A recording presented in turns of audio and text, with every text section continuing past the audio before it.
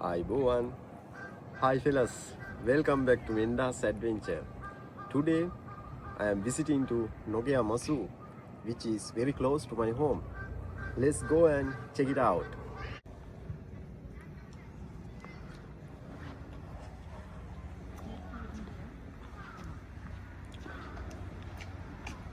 ඉතින් එන්ට්‍රන්ස් එක දැන් ඕගලන්ට බලා ගන්න පුළුවන්.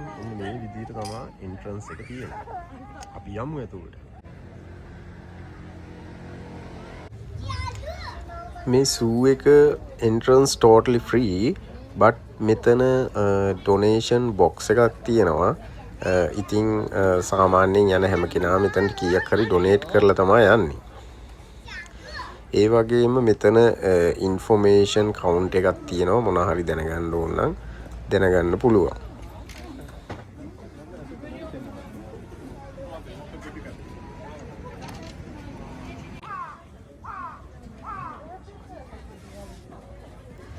එන්ට්‍රන්ස් එකත් එක්කම ඊළඟට තියෙන්නේ සුවනීය ෂොප් එකක්.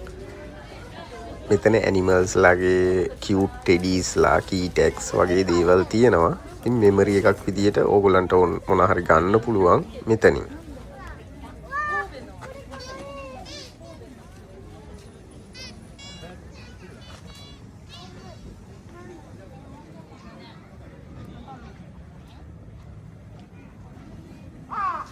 ජපානය කියන්නේ වෙල් ඕගනයිස් කන්ට්‍රි එකක්. හැම එන්ට්‍රන්ස් එකක් ළඟම මේ වගේ මැප් එකක් බොහෝ දුරට බලා ගන්න පුළුවන්.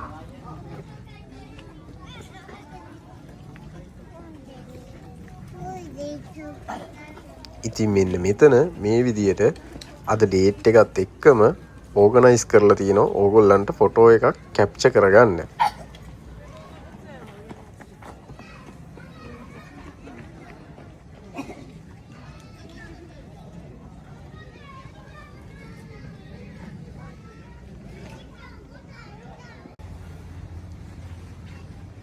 ඉතින් මේ ඕගොල්ලන්ට දකින්න තියෙන්නේ පරණ ට්‍රේන් එකක පෙට්ටියක්. ඒක බොහොම පරණ එකක්. ඉස්සර නම් මේක ඇතුළට මේගොල්ලන්ට යන්න දීලා තියෙන ඒ වුණාට දැන් මේක දිරලා හින්දා යන්න දෙන්නේ නැහැ.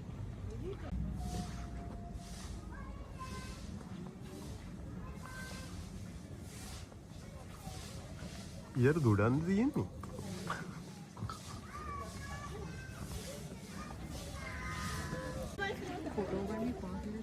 නෑ නෑ. ෆ්ලෑෂස් දාන්න වගේ තියෙනවා. ඔන්න අපිට පළවෙනියටම ජිරාෆ්ලා දෙන්නේ බලා ගන්න පුළුවන් වුණා. ඒ වගේම මෙතන පිටිපස්සේ තියෙන කූඩුවේ ඉන්නේ සීබ්‍රාස්ලා වගේක්. ඒ වුණාට ඒගොල්ලෝ මේ වෙලාවේදී එළියට ඇවිල්ලා නැහැ. So sad. ජපාන් වලින් ජිරාෆ්ට කියන්නේ කිරින් කියලා. මේ ඕගොල්ලන්ට බෑග්ග්‍රවුන්ඩ් එකකින් ඇහෙන්නේ ඒ පොඩි ළමයි දෙන්නේ ජපන් භාෂාවෙන් ජිරාෆ් ගැන කතා කරනවා.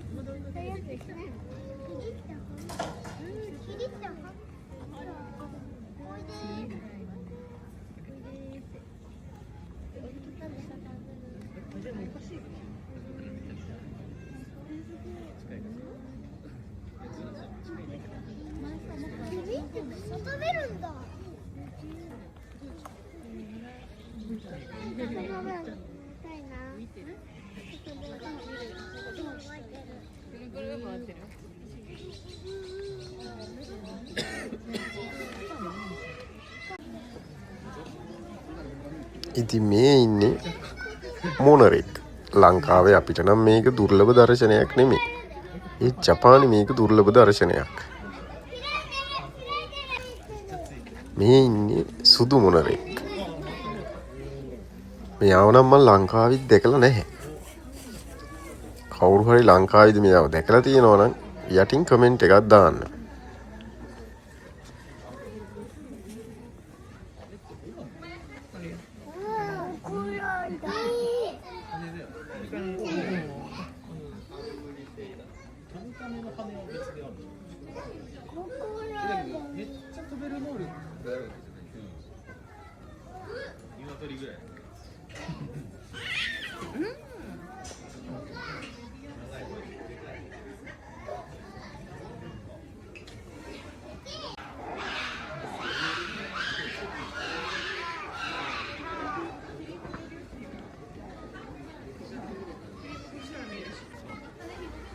මෙයාට කියන්නේ ක්‍රෙස්ඩඩ් ආගර්ස් කියලා.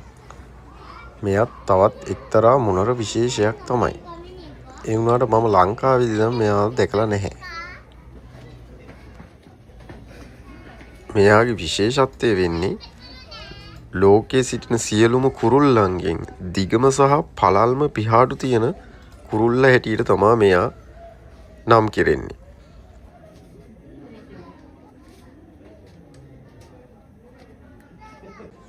common ring neck pheasant.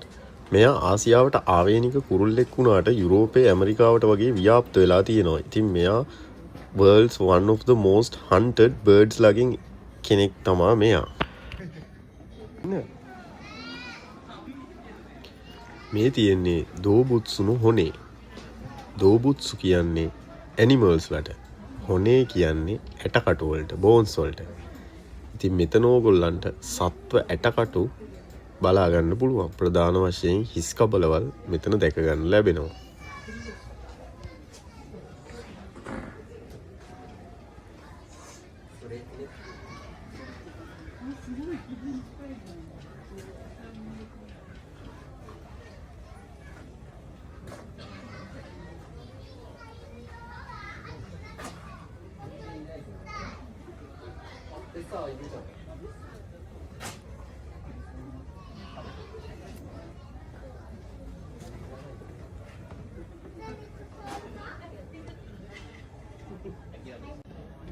මේ ඉන්නේ රෙඩ් රෆ්ට් ලීම.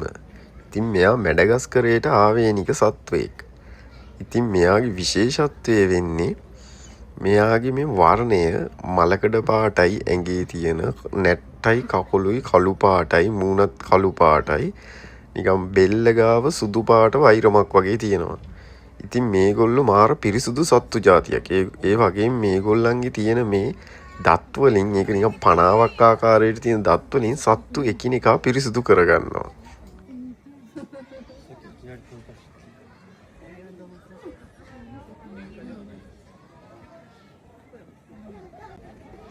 මේ ඉන්නේ ඔස්ට්‍රිච් පැස්බරා. මෙතන ජැපනීස් වලින් ඩිස්ක්‍රිප්ෂන් එකක් තියෙනවා මේගොල්ලන්ගේ ජීවන චක්‍රය ගැන. මේ ඉන්නේ ලෝකේ ඉන්න විශාලතම සහ බරින් වැඩිම පියා බන්න බැරි පක්ෂියා. ඒ වගේම ලෝකයේ සිටින සත්තුන්ගෙන් ලොකුම බිත්තරේ තියෙන්නේ මේ පැස්බරාට. මේගොල්ලන්ව බොහෝ දුරට වයිල්ඩ් සහ නැචුරලි වගේ දැක ගන්න පුළුවන් වෙන්නේ ඇෆ්‍රිකාවල. බට් මේගොල්ලෝ වර්ල්ඩ් වයිඩ් ස්ප්‍රෙඩ් වෙලා තියෙන්නේ.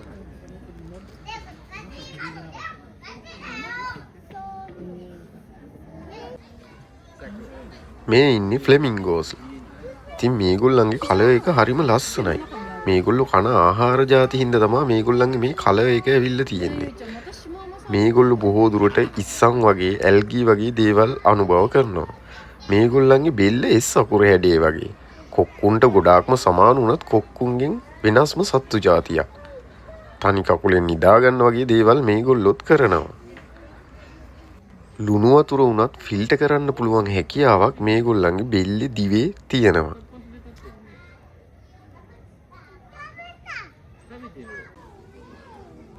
මේ ඉන්නේ සවුතන් තමාන්ඩුවා. ඉතින් මේගොල්ලන්ගේ හොම්බ පොඩ්ඩක් දිග ගස් බෙනාස්සට වෙලා විවේක ගන්න කූබියෝ මීමැස්සෝ ඒ වගේ පොඩි පොඩි කෘමීන් ආහාරයට ගන්න අමුතු කම්මැලි සතෙක්. පේනවනේ දැන් වුණත් මෙයා මෙතන නිදි. අපිට මූණවත් පොඩ්ඩක් පෙන්වන්නේ.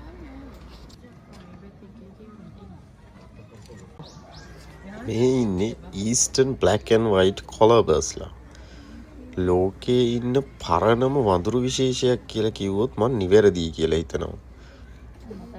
මැන්ටල්ඩ් ගොරීසා කියලත් මේගොල්ලන්ව හඳුන්වනවා. මේගොල්ලන්ගේ හරිම යුනික් කලර් කම්බිනේෂන් එකක් තියෙන්නේ සිල්ක් ලෝම තට්ටුවක් එක්ක.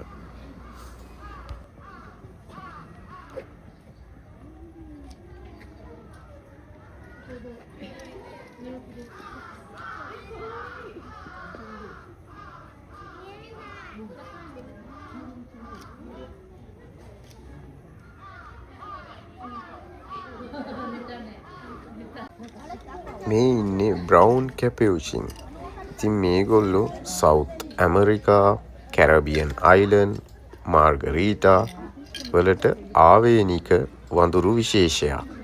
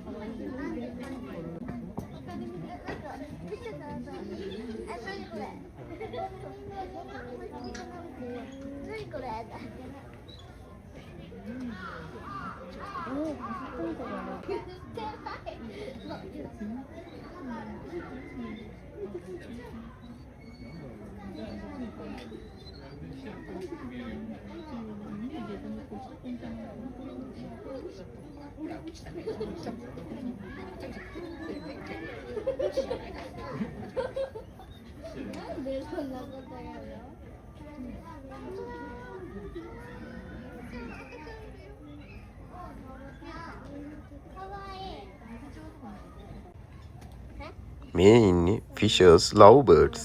මේගොල්ලෝ පුංචි ගිරව් විශේෂයක්.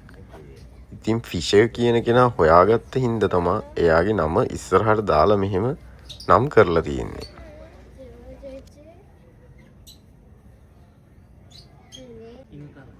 මේ ඉන්නේ ජපනීස් රැකුන් ඩොග්. මෙයාට තනුකි කියලා තමයි ජපන් වලින් කියන්නේ. මෙයා ජපන් ජනප්‍රවාදවල එහෙම ගොඩක් සඳහන් වෙනවා. ස්ටැචුස්ුත් බහුලව දකින්න ලැබෙනවා.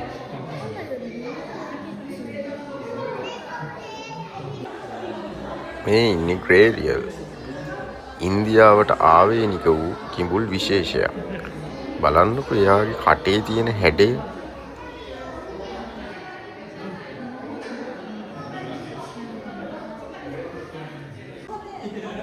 මේ ඉන්නේ බෝල් පයිතන්.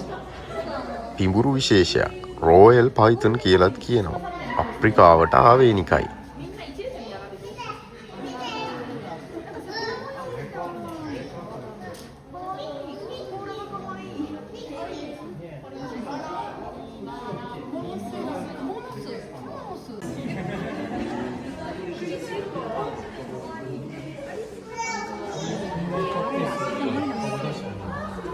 ඔවුෂිට map turtle. මේගොල්ලෝ ඇමරිකාවට ආවේනික කැස්බෑ විශේෂයක්.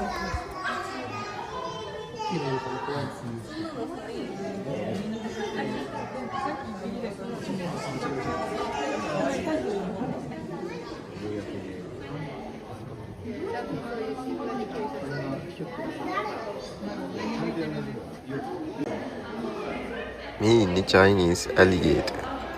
මෙයාට යැන්සි ඇලිගේටර් කියලත් කියනවා. හිස්ටොරිකල් මඩි ඩ්‍රැගන්. මේගොල්ලෝ අනිත් කිඹුල්ලුන්ට වඩා චුට්ටක් පුංචි. මේ ඉන්නේ රේඩියේටඩ් ටෝටිස්. අවුරුදු 188ක් විතර ජීවත් වෙනවා. දැන් නම් මේගොල්ලෝ වඳවීමේ තර්ජනයට ලක් වෙලා තියෙන සත්ව විශේෂයක්.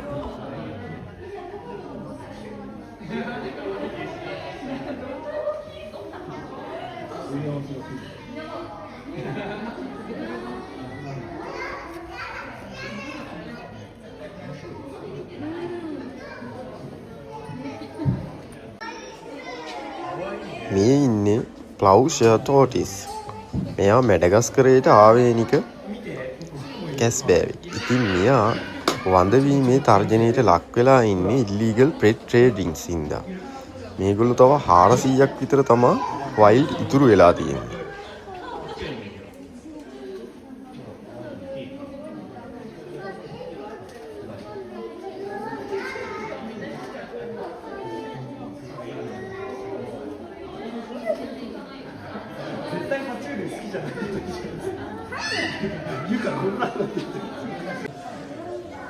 මේ ඉන්නේ ඒසියන් ජයන්ට් ටෝටිස්. ඉතින් මේගොල්ලෝ කිලෝ 25කටත් වඩා වැඩියෙන් බර වෙනවා කියලා තමයි තියෙන්නේ. මේගොල්ලෝ තමයි ආසියාවේ ඉන්න ලොකුම ඉබ්බෝ.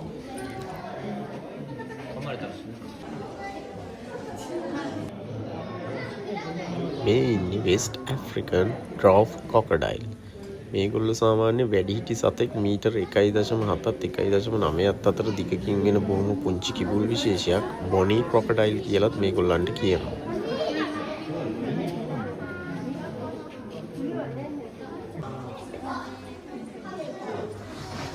මේ ඉන්නේ චයිනීස් වෝටර් ඩ්‍රැගන්. චීනයට ආවේනික වූ කටුසු වර්ගයක්.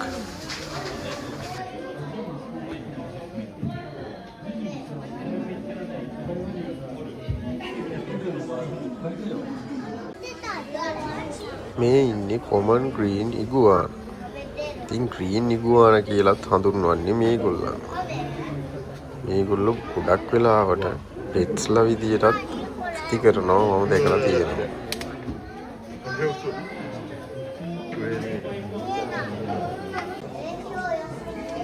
මේ ඉන්නේ ඉන්දියන් ස්ටාර් ටෝටිස්. මේගොල්ලෝ තමයි ලංකාවේ බොහෝ සුලභව දකින්න ලැබෙන තාරකා ඉබ්බෝ.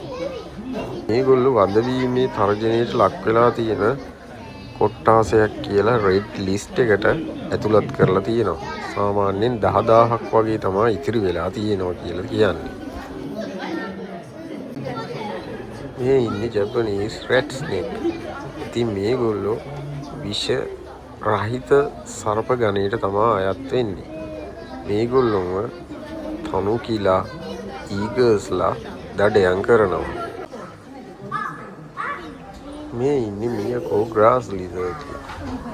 මේගොල්ලෝ ජපානයේට ආවේනික කටුසු විශේෂයක්.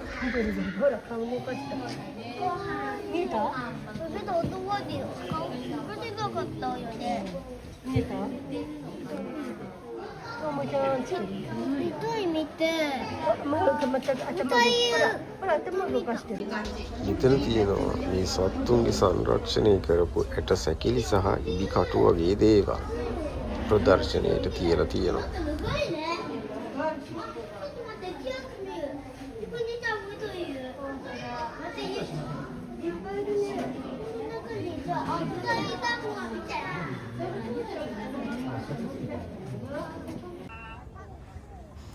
ඉතින් මේ සූ එක ඇතුලේ මේ වගේ කැෆෙටේරියා එකකුත් තියෙනවා. අපිට එතනට ගිහිල්ලා කෑම කාලා අවට පරිසරයේ සුන්දරත්වය විඳින්න පුළුවන්.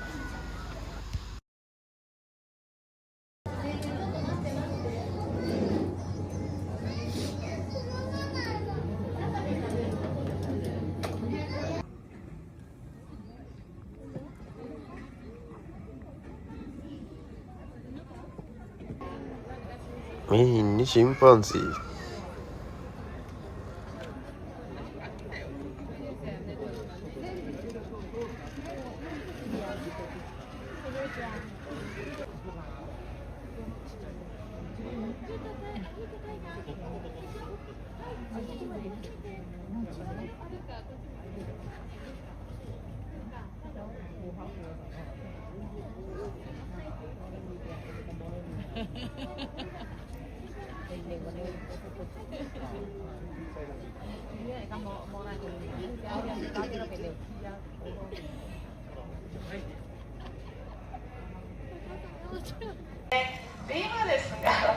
මේ ඉන්නේ කොන්ඩෝර්. බටහිර අර්ධගෝලයේ ඉන්න විශාලතම පියාඹන පක්ෂීන් තමයි මොවුන්.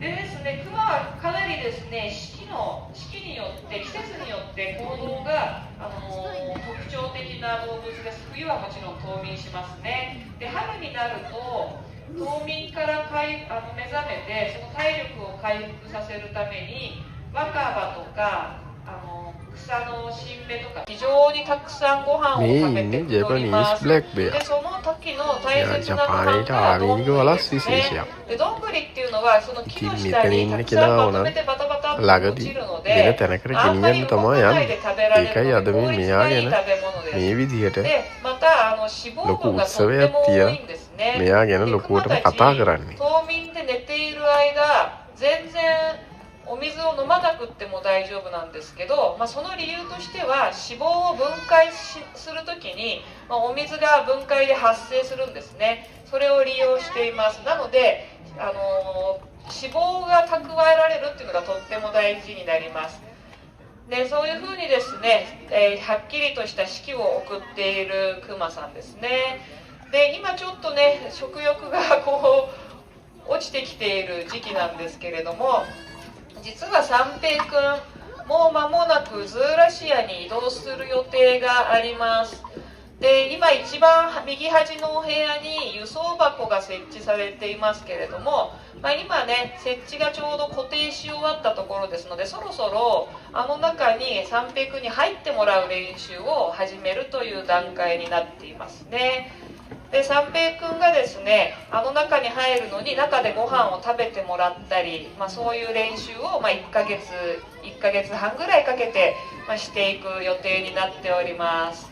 で、もう一頭ね、小町ちゃんに関しては秋にමෙතන මේ ජැපනීස් වලින් කියන්නේ මේගොල්ලන්ව ප්‍රවාහනය කරද්දී උනත් ඒගොල්ලන්ට විවිධ ආහාර ගැනීමේ රටාවන් වල වෙන අඩුපාඩු ඒ දේවල් මගහරවා ගන්න මේගොල්ලන්ව වෙනම ප්‍රැක්ටිස් එකක් මේ දවස්වල කරලා තමයි ඒගොල්ලන් මේ වෙන තැනකට ගෙනියද්දි ඒ ප්‍රවාහනයේදී උනත් වෙන අඩුපාඩු වළක්ව ගන්න සකස ගන්න විදියට තමයි මේගොල්ලන්ට ප්‍රැක්ටිස් කරන්නේ. ඉතින් බලන්නකො මේ වගේ මේ සත්තු ගැන මේගොල්ලෝ හිතන විදිය では会えなくなってしまうんですけれども、それでね、小町ちゃんと三平くん、秋田の熊牧場からやってきて、今までね、25年間思いますが、今ね、どんぐりタイムですね。どんぐり今ベロをします。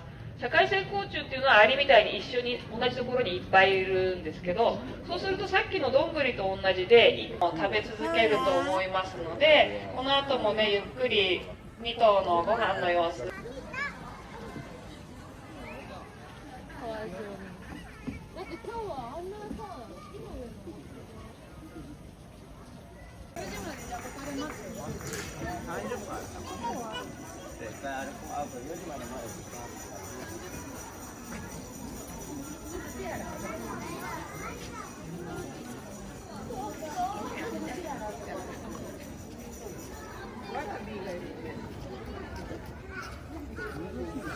ඉතින් මේ ජපානයේ සීත කාලේ හින්දා තමයි මේ වගේ මේගොල්ලන්ව මේ විදියට මෙතන පූල් එකට දාලා තියෙන්නේ. ඉතින් මේ ජපානයේ රස්නේ කාලේදී ආවොත් නම් ඕගොල්ලන්ට මේගොල්ලන්ව බලා ගන්න හම්බෙන්නේ නැහැ. හරිම කියුට්.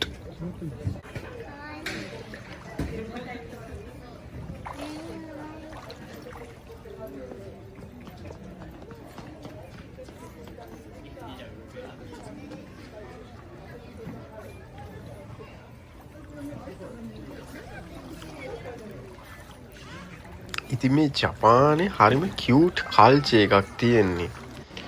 දැන් ඕගොල්ලන්ට බලා ගන්න පුළුවන් මේ පෙන්ගුයින්ස්ලටත් එක එක නම් දාලා තියෙන්නේ. යටින්ම ගහලා තියෙනවා සවරන අයිතිනේ. ඒ කියන්නේ අල්ලන්න එපා කියලා.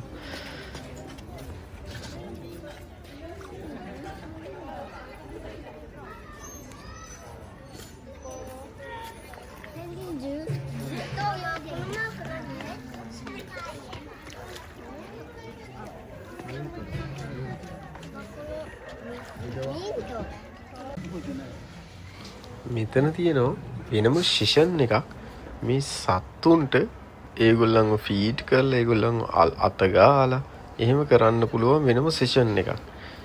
කුකුල්ලු මීයෝ වගේ චුටි චුටි සත්තු. ඉතින් ඒකට වෙනම ඉන්ටර්නෙට් එකෙන් ඕගොල්ලන්ට රෙසර්වේෂන් එකක් කරලා තමා එන්න තියෙන්නේ. ඉතින් අද නම් ඒක නැහැ.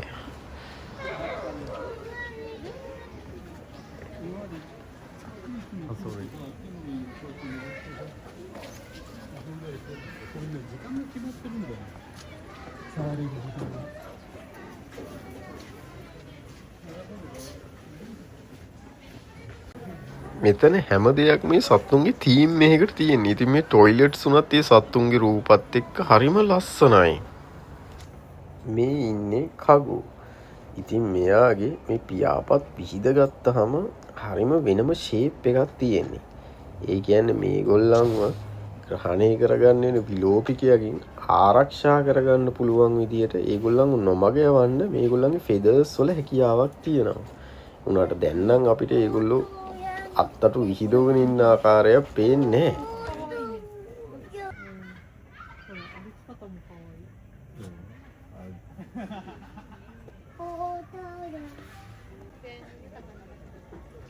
මේ සූ එක ඇතුලේ තියෙන ලෑන්ඩ්ස්කේප් සිස්ටම් එකත් හරිම වෙනස්.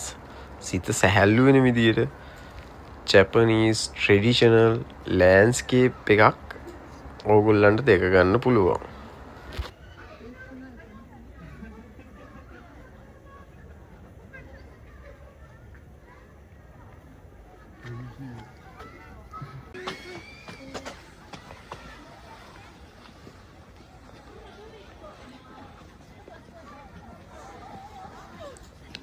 මේ හරිය ආටිෆිෂල් ලෑන්ඩ්ස්කේප් එකක් ක්‍රියේට් කරලා තියෙනවා.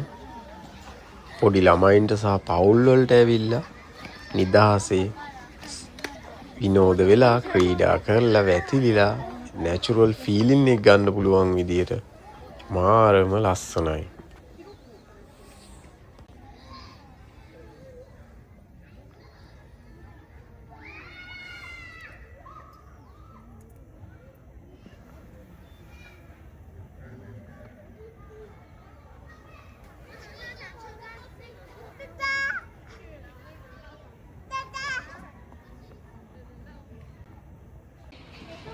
මෙතන තියෙනවා පරණ හිම වලහෙක් ජීවත් වෙච්ච කේජ් එකක්. ඉතින් මෙතන ඉස්සර මෙතන මේ හිම වලහ ප්‍රදර්ශනීයට තිබිලා තියෙනවා. නමුත් දැන් එයා මෙතන නැහැ. ඉතින් එයාගේ ස්ට්‍රැචුස් හදලා එයාගේ කේජ් එක ඒ විදිහටම තාමත් තියෙනවා. මෙතන ඇත්තටම දැන් නම් පොඩි ළමයින්ට සෙල්ලම් කරන්න පුළුවන් අමුතු තැනක් බවට පත් වෙලා තියෙනවා. ශිරෝ කුමා කියලා තමයි එයාට කියන්නේ. ඒ කියන්නේ හිම වලහ. ශිරෝ කියන්නේ සුදු පාට. කුමා කියලා කියන්නේ වලහට.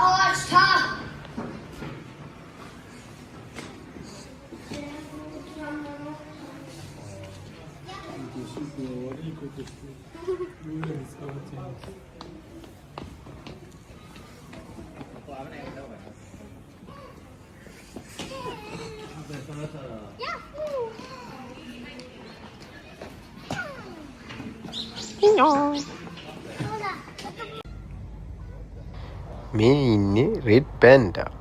Eastern Himalaya south western China වලට ආවේනික සත්වයෙක්.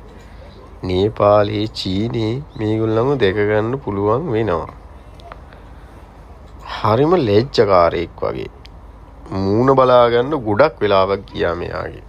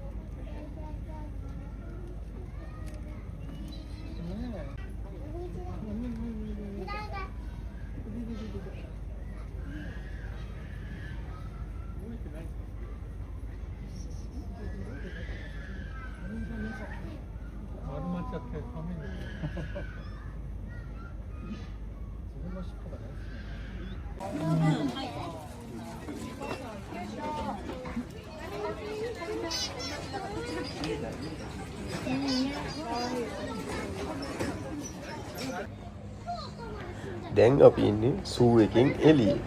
උන්ට මේ සූ එක වට වෙලා තියෙන්නේ මේ නොගයම කියන පාක් එකේ. ඕගොල්ලන්ට හැම තැනම දැක ගන්න පුළුවන් මේ සූ එක ඇතුලේ ඉන්න සත්තුන්ගේ පික්චර්ස්. ඒ සූ එකේ තීම් එකට තමයි හැම දෙයක්ම ඩිසයින් වෙලා තියෙන්නේ. මෙතනට එන්න මම ඩිරෙක්ෂන් එක ගැන කිව්වොත් යෝකෝහාමා කියන ස්ටේෂන් එකේ ඉඳලා තව එක ස්ටේෂන් එකක් එන්න ඕනේ සකුරගිචෝ කියලා. සකුරගිචෝ කියන ස්ටේෂන් එකේ ඉඳලා 15 minute walk එකකින් මෙතනට එන්න පුළුවන්.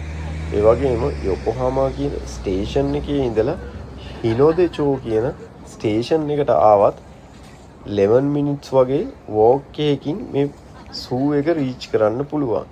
ඒ වගේ මේ තියෙන්නේ සකුරගිචෝ වල ඉඳන් මෙතනට එන බස් එක. ඒ වගේම නිවාඩු දවස් වලට මේක යොකෝහාමා ඉඳලත් එනවා. ඉතින් මේ බස් එක ඕගොල්ලන්ට බොහොම පහසුවෙන් අඳුර ගන්න පුළුවන්. හැම දෙයක්ම ඩිසයින් වෙලා තියෙන්නේ මේ සූ එකේ තීම් එකට.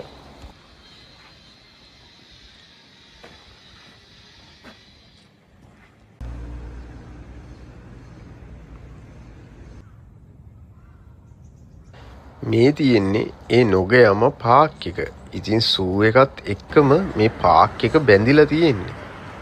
ඉතින් පොඩ්ඩක් මෙන්න මෙතනින් පල්ලෙහාට ගිහිල්ලා බලමුකෝ. මෙතන තියෙනවා මම බොහොම ස්පෙෂලි ආසම තැනක්. එතන මයින්ඩ් එක රිලැක්ස් කරගන්න බොහොම ආසම ගල් බංකුවක් එතන තියෙනවා. අපි ගිහිල්ලා බලමු අද දවසේ කොහොමද එතන තියෙන්නේ කියලා.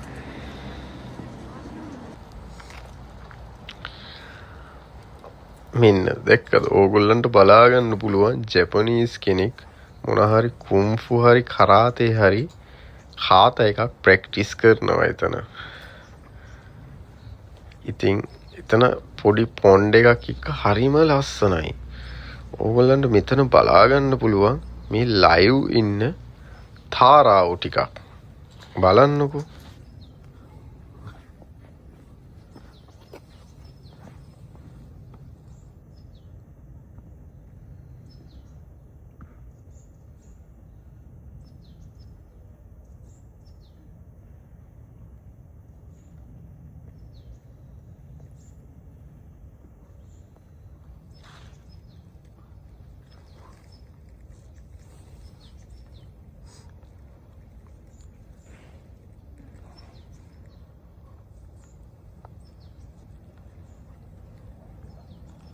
දැන් ඕගොල්ලන්ට වෙන්නේ මේ නොගයම පාක් එකේ තියෙන මං ආසම කරන තැන.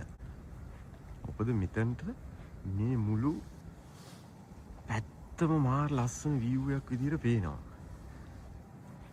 ඉතින් මං දැන් ඕගොල්ලන්ට ඒක උඩට ගිහිල්ලා ඉවර වෙලා එතන view එක පෙන්වන්නම්. මේ තමයි මේ පාක් එක.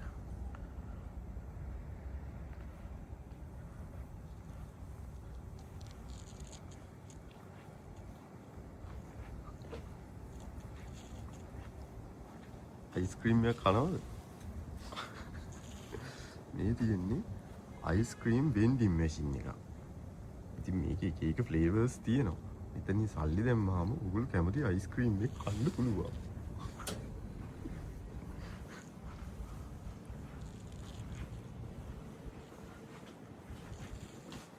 ලිෆ්ට් එක නම් වහලා අපිට ස්ටේර්ස් තමයි යූස් කරන්න වෙන්නේ.